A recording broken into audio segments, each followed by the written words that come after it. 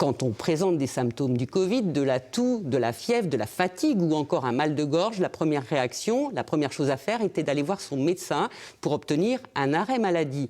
À partir de lundi, ça va changer, ça sera beaucoup plus rapide et beaucoup plus pratique.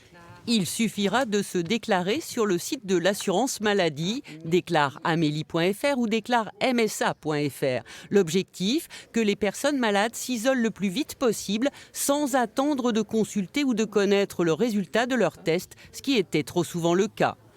Parfois, le fait qu'il y ait un jour de carence à ces arrêts de travail, 3 jours dans le secteur privé notamment, était un frein également à l'isolement. Donc on propose en effet un système dans lequel les gens qui ont des symptômes, bien évidemment, puissent faire cette autodéclaration d'arrêt de travail.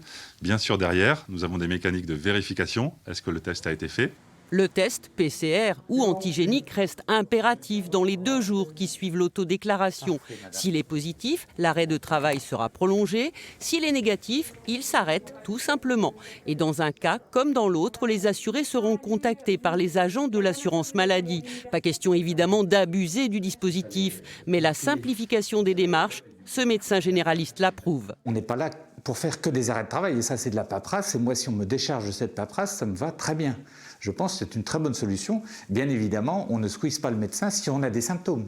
Mais si c'est pour l'arrêt de travail, ce qui avait été initié pour les cas contacts, ça ne pose aucun problème. Il faut faire confiance aussi aux patients. Je crois que c'est un point important, il faut faire confiance aux patients. Ce dispositif d'arrêt de travail immédiat est mis en place jusqu'au 31 mars, une durée qui pourra être revue en fonction de l'évolution de l'épidémie.